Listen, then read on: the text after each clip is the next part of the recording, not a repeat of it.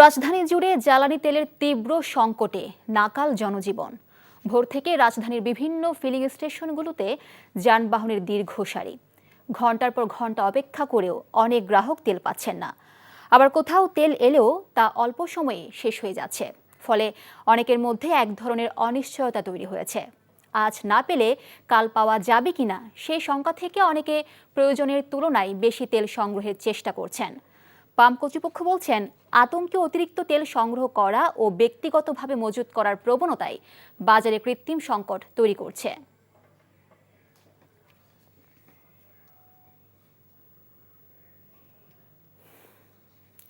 এই মুহূর্তে পাম্পে তেল বিতরণের খবর জানাতে যোগ দিচ্ছেন স্পেশাল করেসপন্ডেন্ট তামজিদ সুমন।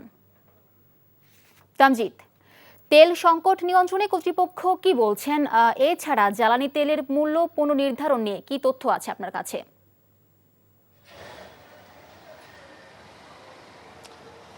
মিলি, জ্বালানি তেলের মূল্য পুনর্নির্ধারণের কথা রয়েছে আজকে, সেটি সচিবালয়ে আসলে আলোচনার পরে নিশ্চয়ই আমাদেরকে জানানো হবে।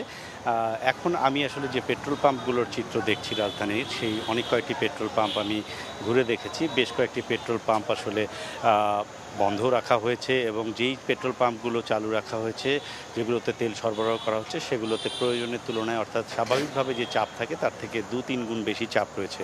আমি এই মুহূর্তে আছি আসাদ গেটে অবস্থিত সোনার বাংলা পেট্রোল পাম্পে এবং এই পাম্পে আমি কর্তৃপক্ষের সাথে কথা বলে যেটি জানতে পেরেছি যে অন্য সময়গুলোতে যেগুলো যখন স্বাভাবিক সময় ছিল তখন কিন্তু এই পেট্রোল পাম্পগুলোতে 2 থেকে 3 লরি তেল যদি তারা নিয়ে আসতেন তাহলে সেটি সরবরাহ করার জন্য যে স্বাভাবিক চাহিদা, সেই চাহিদাটা পূরণ করতে পারতেন। কিন্তু এই যে তেল সংকট, অর্থাৎ মধ্যপ্রাচ্যে যুদ্ধ অবস্থার কারণে যে তেলের উপর যে প্রভাবটি পড়েছে এবং সরকারের পক্ষ থেকে বলা হয়েছে যে এর কারণে আমাদেরকে একটু বুঝে শুনে তেল খরচ করার কথা এবং জ্বালানি মজুদের বিষয়ে যে সরকার যে তথ্যটি দিয়েছিল তারপর থেকে কিন্তু এই যে তেলের চাহিদা সেটা অস্বাভাবিক হয়ে গেছে। কারণ এই সোনার বাংলা পাম্পে যেটি 2-3 লরি ট্যাঙ্ক তেল দিয়ে চাহিদা পূরণ করা যেত, এখন সেটি দৈনিক 6-7 লরি ট্যাঙ্ক তেল এনেও কিন্তু চাহিদা পূরণ করতে পারছেন না কর্তৃপক্ষ। আমরা যারা দীর্ঘ সময় লাইনে অপেক্ষা করছেন তারাও যেমন বলছেন যে আসলে মানুষের যে চাহিদাটা, সেই চাহিদা অনুযায়ী যদি তেল নেয়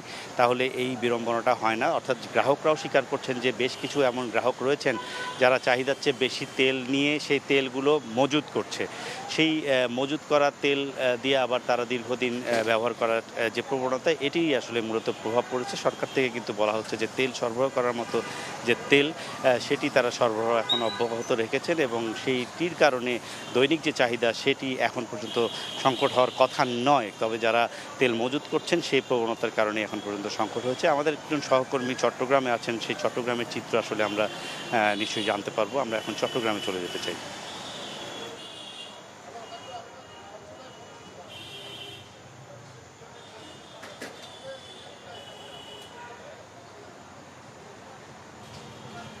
জি, আমি যে জ্বালানি তেলের বিষয়টা আমরা মূলত বাংলাদেশে বছরে প্রায় 60 লাখ মেট্রিক টন জ্বালানি আমরা ব্যবহার করি এবং এর পুরোটাই আমরা আমদানি নির্ভর। এই যে আমি আমদানি পরিস্থিতি সম্পর্কে জানাবো যে এখন পর্যন্ত চট্টগ্রাম বন্দর হয়ে যে জ্বালানিগুলো আসে সে সরবরাহ এবং পরিবহন ব্যবস্থার মধ্যে এখনও পর্যন্ত কোনো বড় ধরনের সমস্যা সৃষ্টি হয়নি। আমি কিছুক্ষণ আগেই কথা বলেছি, বন্দর কর্তৃপক্ষ জানিয়েছেন আজকে চট্টগ্রাম বন্দরের ভেতর এবং বাইরে অর্থাৎ জেটি এবং বহির্নোঙরে 39টি জাহাজ আছে, যার সিংহভাগের মধ্যে রয়েছে জ্বালানি। এর মধ্যে বেশিরভাগ হচ্ছে যে গ্যাস জাতীয় এলপিজি, এলএনজি এইসব, এবং একটি ক্রুড অয়েল জাহাজ, ক্রুড অয়েলবাহী একটি জাহাজও সেখানে রয়েছে। যে ক্রুড অয়েলটা হচ্ছে যে মূলত প্রধান আমাদের প্রয়োজনীয় এবং এটি চট্টগ্রাম বন্দরে ভেড়ার পর এখান থেকে দেশের অন্যতম রিফাইনারি যে ইস্টার্ন রিফাইনারিতে রিফাইন করে 3টি প্রতিষ্ঠানের মাধ্যমে পদ্মা, মেঘনা, যমুনা 3টির মাধ্যমে সরবরাহ করে থাকে। এই সরবরাহ এখনও অব্যাহত আছে এবং এখনও পর্যন্ত তীব্র কোনো সংকট নেই। তবে সরবরাহ ব্যবস্থা যদি ব্যাহত হয়ে যায় কখনো, তবে সেটাই হবে একটা সংকটের কারণ। এই মুহূর্তে যে ভিড়ভাট্টা সেটি একমাত্র অনিশ্চয়তার কারণে, আগামীতে কয়েকদিন পর পাবো কিনা এই ধরনের একটা অনিশ্চয়তা থেকে এই ভিড়ভাট্টাগুলো হচ্ছে। যে সরকার যদি তাদের অবস্থান ক্লিয়ার করে এবং বিকল্প উৎস থেকে আমদানি করার একটা উদ্যোগটা নিশ্চিত করে, তাহলে সম্ভবত এই সংকট আর বেশি দিন থাকবে না। ধন্যবাদ দর্শক, আমরা জানছিলাম ঢাকা এবং ঢাকার বাইরে পেট্রোল পাম্পে তেল সংকটের খবর।